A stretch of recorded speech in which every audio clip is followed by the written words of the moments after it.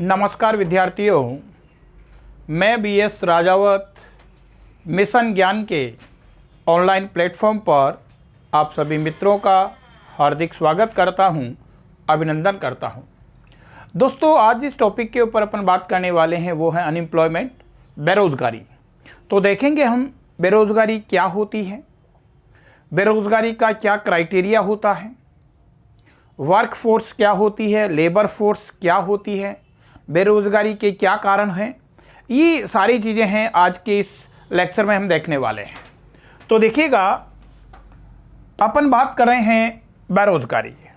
दोस्तों, पहले मैं समझा दूं, बेरोज़गारी की हम बात कर रहे हैं, बेरोज़गारी, अनएम्प्लॉयमेंट। सबसे पहली बात तो ये आती है, कई बार हम जब ऑफलाइन क्लास में विद्यार्थियों से बात करते हैं कि बेटा बेरोज़गारी क्या होती है, तो विद्यार्थियों का उत्तर होता है, बोले सर जिस व्यक्ति के पास में काम नहीं होता है उसको बेरोज़गार कहा जाता है। विद्यार्थियों का उत्तर आता है कि जिसके पास में किसी प्रकार का काम नहीं होता है उसको बेरोज़गार कहा जाता है। तो फिर हम विद्यार्थियों से कहते हैं कि मान लीजिए कोई 90 साल का व्यक्ति है, उसके पास में कोई काम नहीं है, तो क्या आप उसको बेरोज़गार कहोगे?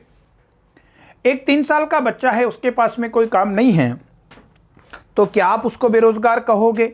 तो विद्यार्थी कहते हैं, बोले नहीं। तो फिर मैंने कहा फिर बेरोज़गारी क्या हुई? आप तो ये कह रहे हैं कि जिसके पास में काम नहीं वो बेरोज़गार है। तो बेटा ध्यान रखना, बेरोज़गारी का एक्चुअल जो अर्थ क्या है, बेरोज़गारी का एक्चुअल अर्थ है हमारी जनसंख्या का वो भाग जिसमें काम करने की योग्यता और क्षमता होने के बावजूद भी उसको काम नहीं मिल पाता है, उसको बेरोज़गार कहा जाता है। तो ध्यान रखना, आज के बाद में जब भी आपसे कोई बेरोज़गारी का मीनिंग पूछता है, बेरोज़गारी की बात करता है, तो हम ये नहीं कहेंगे कि जिसके पास में काम नहीं वो बेरोज़गार है। क्यों? क्योंकि उसमें तो बूढ़े भी आते हैं, बच्चे भी आते हैं, पागल भी आते हैं। जबकि ध्यान रखना, बूढ़ों को, बच्चों को, पागलों को बेरोज़गार नहीं माना जाता है। बच्चों को बेरोज़गार इसलिए नहीं माना जाता क्योंकि बच्चे हैं उनमें अभी काम करने की क्षमता नहीं है। बूढ़ों को बेरोज़गार इसलिए नहीं माना जाता क्योंकि बूढ़ों ने अपने काम करने की क्षमता का त्याग कर दिया है, अब उनमें काम करने की क्षमता नहीं रही है। पागलों को बेरोज़गार इसलिए नहीं मानते क्योंकि पागलों के पास में काम करने की योग्यता नहीं है। तो बेरोज़गार किसको कहेंगे?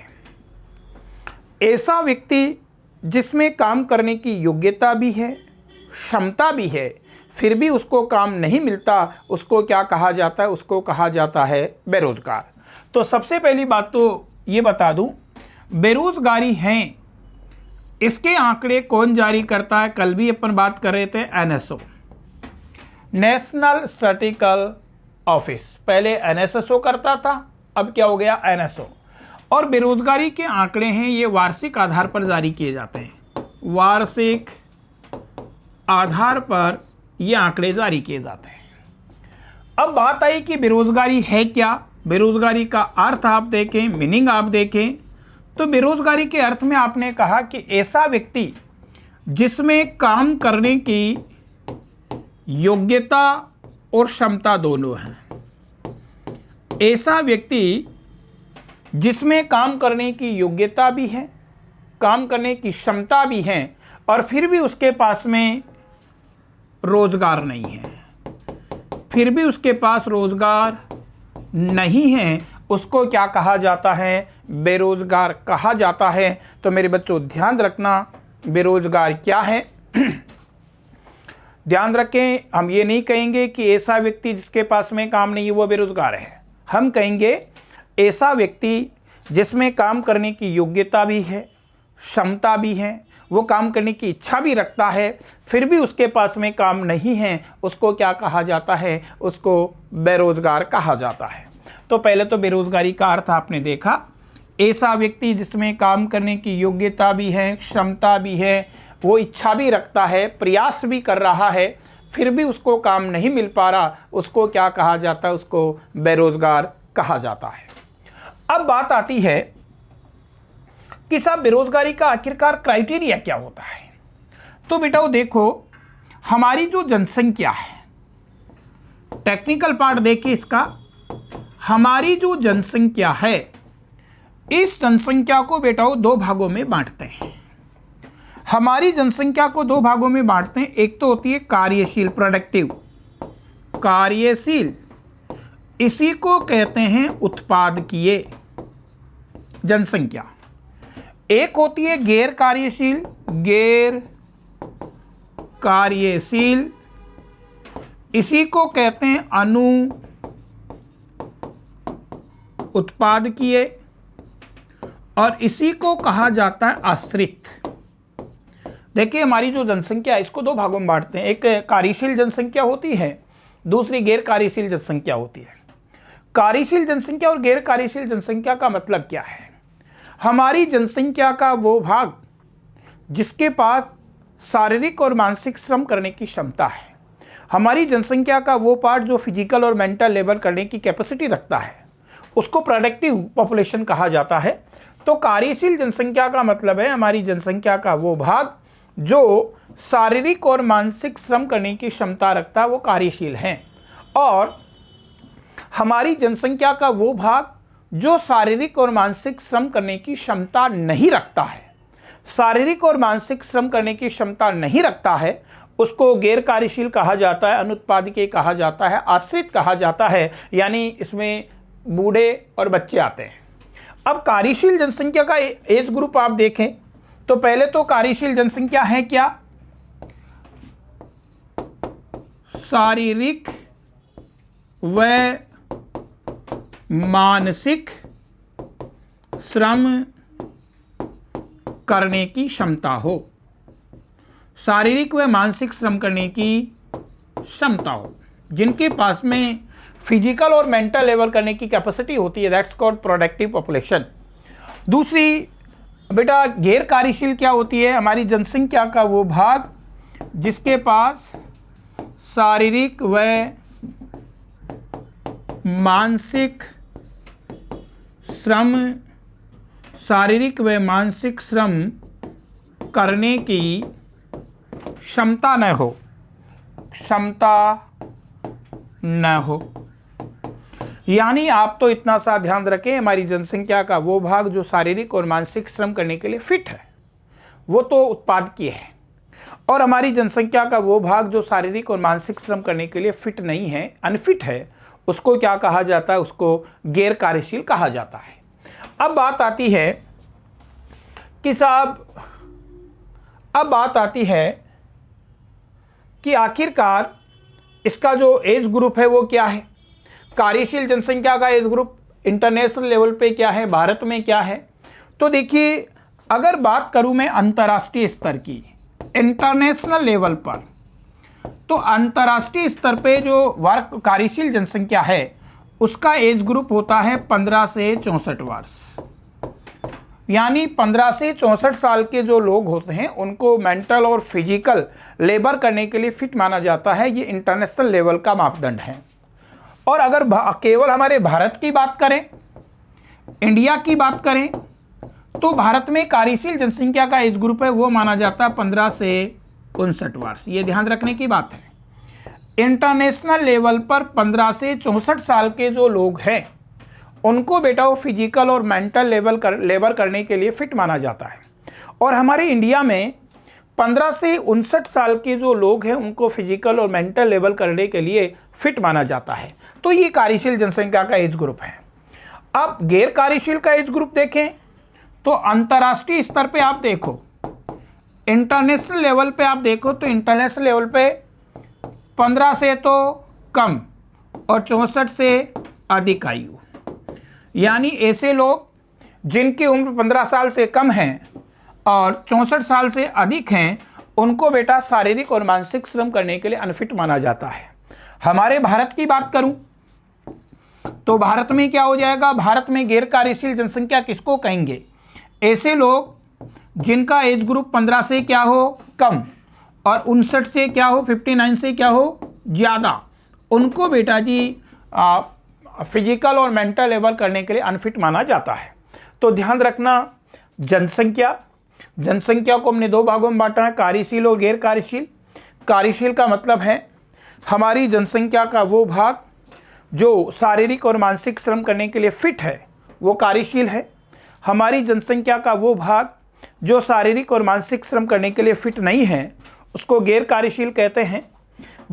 इंटरनेशनल लेवल पे कार्यशील जनसंख्या का एज ग्रुप 15 से 64 है। भारत में कार्यशील जनसंख्या का एज ग्रुप 15 से 59 है। इंटरनेशनल लेवल पे गैर कार्यशील जनसंख्या का एज ग्रुप 15 से कम और 64 से अधिक की आयु है। और भारत में गैर कार्यशील जनसंख्या का एज ग्रुप 15 से कम और 59 से अधिक की आयु है। तो बेटा जी सबसे पहले तो ये बात ध्यान रखें। अब गैर कार्यशील को आश्रित क्यों कहा है? गैर कार्यशील में आश्रित इसलिए कहा क्योंकि गैर कार्यशील में बच्चे और बूढ़े आते हैं। अब बच्चे किस पे डिपेंड है? बच्चे अपने पेरेंट्स पे डिपेंड है, माता पिता पे डिपेंड होते हैं। जो हमारे समाज के वृद्ध जन हैं वो अपने बेटे और बेटियों के ऊपर डिपेंड होते हैं, इसलिए इनको किस में रखा है? आश्रित जनसंख्या के अंतर्गत रखा है। तो गैर कार्यशील कह दो, अनुत्पादकीय कह दो, आश्रित कह दो, बात एक ही है। तो पहले तो हमने ये देखा। फिर बेटा वो ध्यान रखना, अब बेरोजगारी को टेक्निकल रूप से कैसे निकाले? तो बेरोजगारी को टेक्निकल रूप से निकालने के लिए बेरोजगारी को टेक्निकल रूप से हमको निकालना है। और बेरोजगारी को टेक्निकल रूप से निकालने के लिए एक चीज हमारे को ध्यान में रखनी होगी। यहाँ हमारे को लेबर फोर्स जाननी होगी, वर्क फोर्स जाननी होगी। और लेबर फोर्स और वर्क फोर्स जानने के बाद में हम बेरोजगारी निकालेंगे कि टेक्निकल रूप से बेरोजगारी क्या होती है। बेटा जितना आसान आप बेरोजगारी को समझते हैं उतना नहीं है, इसका टेक्निकल पार्ट है और वो टेक्निकल पार्ट आपको पता होना चाहिए। कहने में तो अपन ये कह देते हैं जिसके पास में रोजगार नहीं वो बेरोजगार, पर बेटा जी एक्चुअल में बेरोजगारी का जो टेक्निकल पार्ट होता है वो क्या होता है? तो देखिए बेरोजगारी का टेक्निकल पार्ट ये है, एक तो होती है बेटा वो श्रम शक्ति, एक तो जो होती है वो होती है श्रम शक्ति। श्रम शक्ति जिसको कहते हैं अपन लेबर फोर्स। एक होती है कार्य शक्ति जिसको अपन कहते हैं वर्क फोर्स, और एक होती है बेटा वो बेरोजगारी। तो देखो बेरोजगारी कैसे निकलती है। पहले श्रम शक्ति जाने, पहले आप लेबर फोर्स जाने। तो श्रम शक्ति क्या है? हमारी जनसंख्या का वो भाग जिसमें शारीरिक और मानसिक श्रम करने की क्षमता है। जो शारीरिक और मानसिक श्रम करने की क्षमता रखता है वो तो श्रम शक्ति है, और जो शारीरिक और मानसिक श्रम कर रहा है वो कार्य शक्ति है। हमारी जनसंख्या का वो भाग जिसमें शारीरिक और मानसिक श्रम करने की क्षमता है, चाहे वो रोजगार हो चाहे बेरोजगार हो, क्षमता रखता है वो श्रम शक्ति है। और जो शारीरिक या मानसिक श्रम कर रहा है वो क्या है? कार्य शक्ति है। तो इंटरनेशनल लेवल का एज ग्रुप ले रहा हूं। श्रम शक्ति क्या है? 15 से 64 वर्ष इंटरनेशनल एज ग्रुप लिया है। 15 से 64 वर्ष के वो लोग जिनके पास में रोजगार हैं चाहे वो बेरोजगार है, ये एक देश का बेटा जी लेबर फोर्स कहलाता है। हमारी जनसंख्या का वो भाग जिसमें शारीरिक और मानसिक श्रम करने की क्षमता है वो उस देश की क्या है? वो उस देश का बेटा जी लेबर फोर्स है, उस देश की श्रम शक्ति है। और कार्य शक्ति क्या है? हमारी जनसंख्या का वो भाग यानी इंटरनेशनल लेवल का मैंने एज ग्रुप लिया 15 से 64 साल के वो लोग जिनके पास में रोजगार है, यानी वो किसी न किसी प्रकार की प्रोडक्टिव एक्टिविटी से जुड़े हुए हैं, उनको बेटा जी कार्य शक्ति कहा जाता है। तो श्रम शक्ति हम जान गए, श्रम शक्ति में काम करने की क्षमता रखने वाले श्रम शक्ति में है, और जो काम कर रहे हैं वो कार्य शक्ति में है। तो अब हमारे को बेरोजगारी निकालनी है। तो बेरोजगारी का सूत्र क्या होता है? बेरोजगारी का सूत्र होगा वो होगा श्रम शक्ति माइनस कार्य शक्ति। अगर श्रम शक्ति में से कार्य शक्ति को घटा दिया जाता है तो वो अपने आप क्या निकल जाती है? वो बेरोजगारी निकल जाती है। कैसे? देखो श्रम शक्ति में रोजगार और बेरोजगार दोनों है, और कार्य शक्ति में केवल रोजगार है। अब रोजगार और बेरोजगार दोनों में से रोजगार को घटा दिया, रोजगार और बेरोजगार इनमें से रोजगार को क्या कर दिया? रोजगार को घटा दिया, तो अपने आप क्या निकल जाती है? अपने आप बेरोजगारी निकल जाती है। तो अगर आपसे बेरोजगारी का टेक्निकल पार्ट आपसे पूछता है कि बेरोजगारी निकालने का सूत्र क्या होता है, तो बेरोजगारी निकालने का जो सूत्र होता है वो होता है श्रम शक्ति माइनस कार्य शक्ति। अगर किसी देश के लेबर फोर्स में से वर्क फोर्स को घटा दिया जाता है तो बेटा जी अपने आप क्या निकल जाती है, अपने आप बेरोजगारी निकल जाती है। तो ध्यान रखना, आज के बाद आप ये कभी नहीं कहेंगे कि बेरोजगार कौन, तो ये आपका उत्तर नहीं होना चाहिए कि साहब जिसके पास में रोजगार नहीं वो बेरोजगार। नो, हमारा उत्तर होगा कि हमारी जनसंख्या का वो भाग जो शारीरिक और मानसिक श्रम करने की क्षमता और योग्यता रखने के बाद किसी प्रकार की उत्पादकीय गतिविधि में संलग्न नहीं है, वो बेरोजगार है। अब बात आती है कि बेरोजगारी के पहले इन चीज़ों को मैं आपको एक बार जो की पॉइंट्स है उसके माध्यम से समझा दूं। तो देखिएगा, हमारे पास में है कि बेरोजगारी के आंकड़े प्रतिवर्ष एनएसओ के द्वारा जारी किए जाते हैं। ध्यान रखना, पहले एनएसएसओ करता था, अब एनएसएसओ की जगह कौन सा संगठन हो गया, एनएसओ। फिर बेरोजगारी का अर्थ देखिए, ऐसा व्यक्ति जिसमें काम करने की योग्यता भी है, क्षमता भी है और इच्छा भी है। ऐसा व्यक्ति जिसमें काम करने की योग्यता, क्षमता और इच्छा होने के बावजूद भी उसको काम नहीं मिलता, उसको बेरोजगार कहा जाता है। फिर देखिएगा, हमने बात की है कि हमारी जनसंख्या है, इसको हम दो भागों में बांटते हैं। एक कार्यशील होती है, इसी को उत्पादकीय कहते हैं, प्रोडक्टिव कहते हैं। दूसरी गैर कार्यशील अनुत्पादकीय, इसको आश्रित कहते हैं। एज ग्रुप मैंने लिया है अंतर्राष्ट्रीय लेवल पे, आप देखें तो इंटरनेशनल लेवल पे इसका एज ग्रुप 15 से 64 वर्ष की आयु तक होता है, वो कार्यशील हैं। 15 से कम और 64 से अधिक की आयु के हैं वो क्या है, गैर कार्यशील हैं। ये इंटरनेशनल लेवल लिया बेटा, ठीक है। फिर अपन ने बात की भारत की, मैंने बताई दी भारत में जो कार्यशील जनसंख्या है उसका एज ग्रुप 15 से 59 होता है और गैर कार्यशील है उसका एज ग्रुप 15 से कम और 59 से अधिक होता है। फिर हमने कहा कि एक श्रम शक्ति होती है, कार्य शक्ति होती है।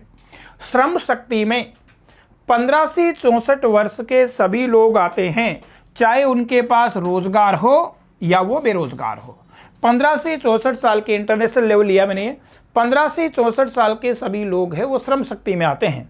जबकि कार्य शक्ति में 15 से 64 साल के केवल वो लोग आते हैं जिनके पास में किसी न किसी प्रकार का क्या है, रोजगार है। तो फिर बात आई कि बेरोजगारी अगर हमारे को निकालना है तो बेरोजगारी निकालने का सूत्र होगा, वो होगा श्रम शक्ति माइनस कार्य शक्ति।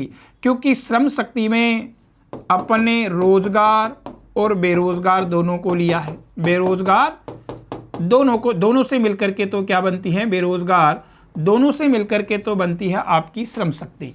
और कार्य शक्ति में केवल क्या आते हैं, रोजगार शुदा लोग आते हैं।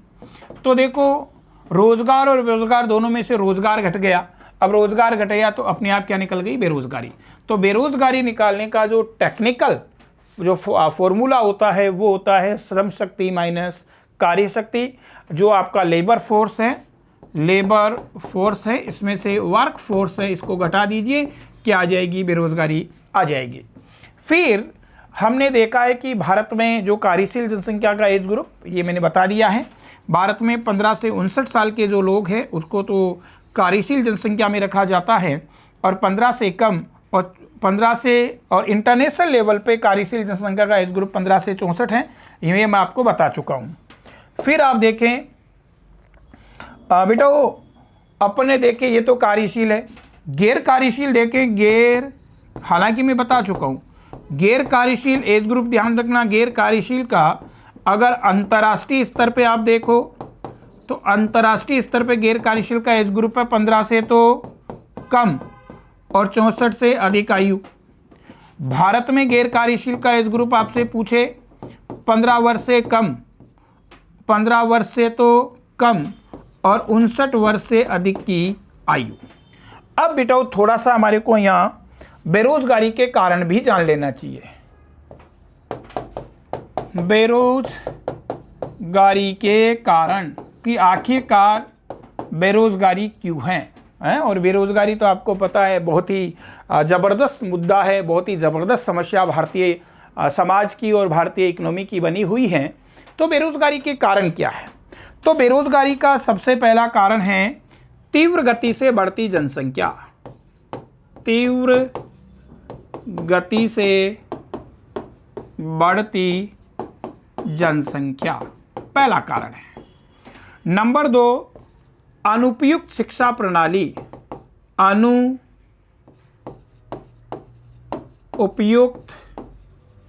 शिक्षा प्रणाली। नंबर 3, कृषि पिछड़ापन, कृषि पिछड़ापन। नंबर 4, औद्योगिक पिछड़ापन, औद्योगिक पिछड़ापन। नंबर 5, भाग्यवादिता, भाग्यवादिता। नंबर 6, सरकार की दीर्घकालीन नीति का अभाव, दीर्घकालीन नीति का अभाव। नंबर 7, सरकारी योजनाओं का सफल क्रियान्वयन नहीं, सरकारी योजनाओं का सफल क्रियान्वयन नहीं, सफल क्रियान्वयन नहीं।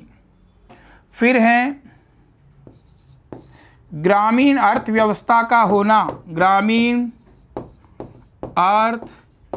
अर्थव्यवस्था का होना, ग्रामीण अर्थव्यवस्था का होना। फिर 9वां आप लिख सकते हैं राजनीतिक और प्रशासनिक भ्रष्टाचार, राजनीतिक व प्रशासनिक भ्रष्टाचार, राजनीतिक व प्रशासनिक भ्रष्टाचार। तो देखो ये बेरोजगारी के कुछ सामान्य कारण हैं। नंबर कह रहे हैं तीव्र गति से बढ़ती हुई जनसंख्या।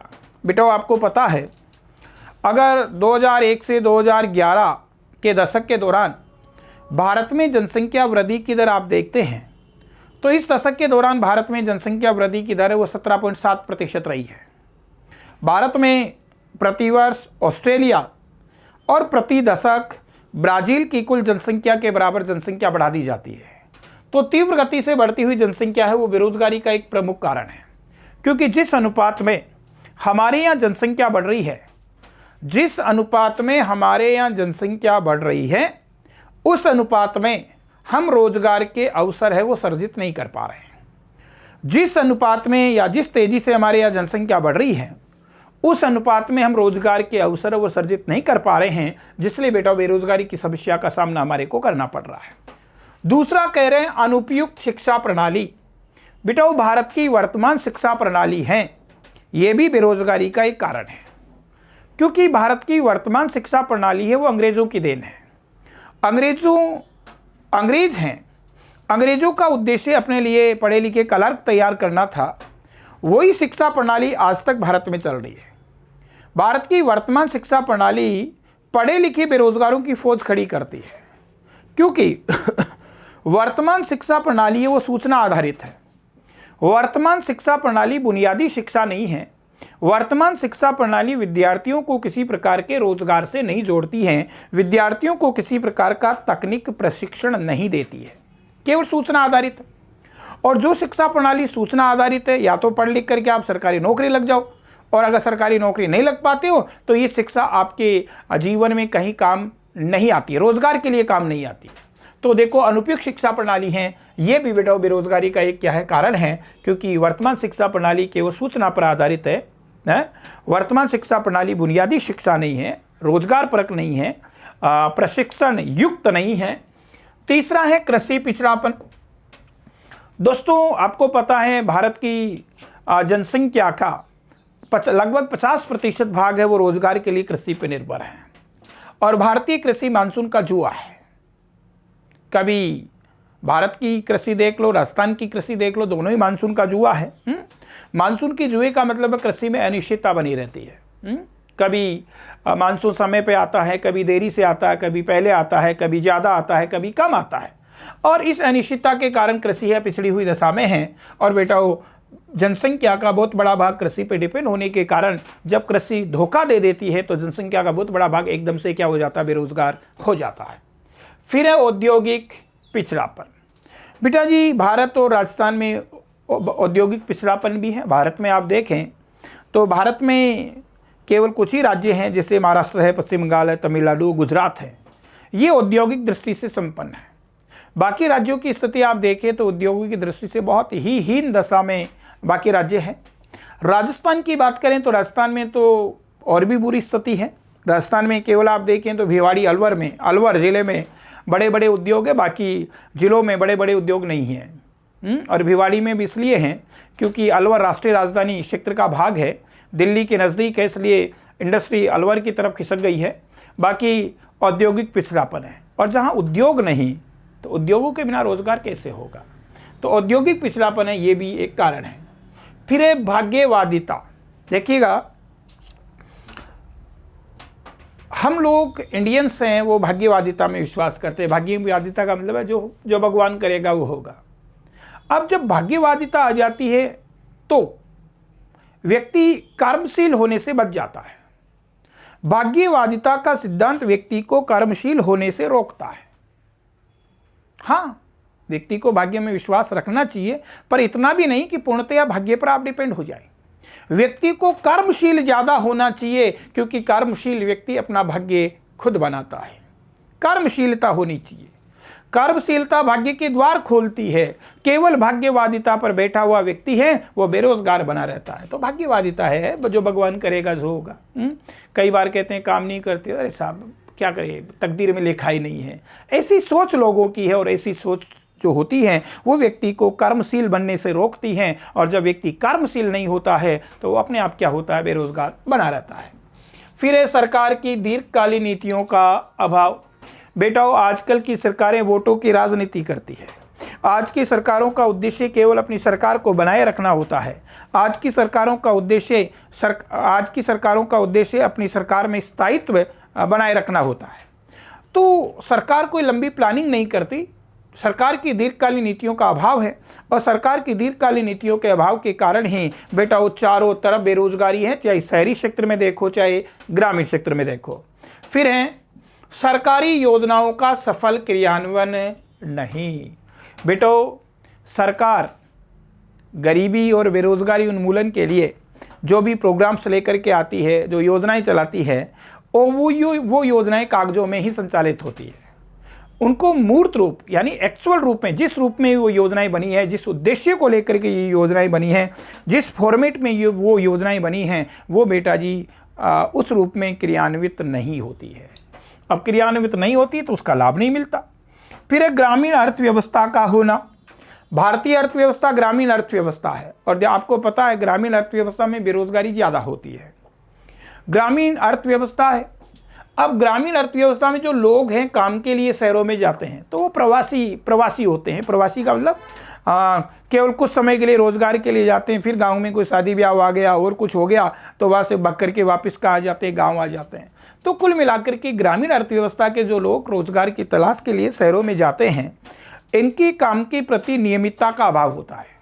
नियमितता नहीं होती। ये तो कुछ समय के लिए जाते हैं, गांव में फिर कोई काम धंधा आ गया, गांव में कोई शादी ब्याह आ गया, गांव में किसी की मौत हो गई तो वापस वहाँ से भाग करके अपने गांव आ जाते हैं। तो बेटा रोजगार में नियमितता का अभाव है, ये भी बेरोजगारी का कारण है। फिर है राजनीतिक और प्रशासनिक भ्रष्टाचार चरम पर।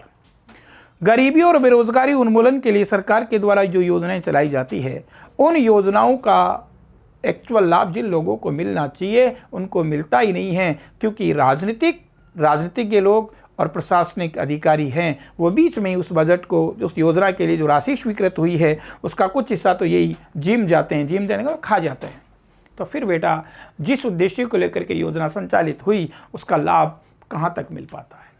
तो ये बेरोजगारी के कुछ क्या है, सामान्य कारण है। अगली जो क्लास होगी उसमें मैं आपको बेरोजगारी के प्रकार बताऊंगा। 12 प्रकार की बेरोजगारी होती है बेटा, उनमें से प्रश्न पूछे जाते हैं कि किस प्रकार की बेरोजगारी कहाँ पाई जाती है। तो इसकी चर्चा हम अगली क्लास में करने वाले हैं। आज की जो क्लास में हमने बात की है, अभी जो इस क्लास में हमने बात की है वो याद रखने वाली बातें हैं। एक तो मैंने आपको बेरोजगारी का अर्थ बताया है, ध्यान रखना आज के बाद में ये गलती नहीं होनी चाहिए। दूसरा, बेरोजगारी टेक्निकल रूप से कैसे निकाली जाती है, क्या कार्यशील जनसंख्या होती है, क्या गैर कार्यशील जनसंख्या होती है। फिर श्रम शक्ति क्या होती है, कार्य शक्ति क्या होती है और बेरोज़गारी कैसे निकाली जाती है, इसके बारे में मैंने आपको समझाया है। और फिर ये बताया है कि बेरोज़गारी के सामान्य कारण हैं वो क्या है। तो देखिए, बेरोज़गारी के सामान्य कारणों में मैंने बताया कि एक तो तीव्र गति से बढ़ती हुई जनसंख्या बेरोज़गारी का कारण है, अनुपयुक्त शिक्षा प्रणाली बेरोज़गारी का कारण है, कृषि पिछड़ापन बेरोज़गारी का कारण है, औद्योगिक पिछड़ापन बेरोज़गारी का कारण है, भाग्यवादिता बेरोज़गारी का कारण है, सरकार की दीर्घकालीन नीतियों का अभाव ये बेरोज़गारी का कारण है, सरकारी योजनाओं का सफल क्रियान्वयन न हो पाना ये बेरोज़गारी का कारण है, ग्रामीण अर्थव्यवस्था का होना ये बेरोज़गारी का कारण है, और राजनीतिक और प्रशासनिक भ्रष्टाचार का होना ये भी बेटा बेरोज़गारी का कारण है। चाहे भारत के संबंध में बात कर ले, चाहे राजस्थान के संबंध में बात कर ले, बेरोज़गारी के कारण दोनों में ही एक ही है। और अगली क्लास में आपकी हमारी फिर से मुलाकात होगी। Thank you.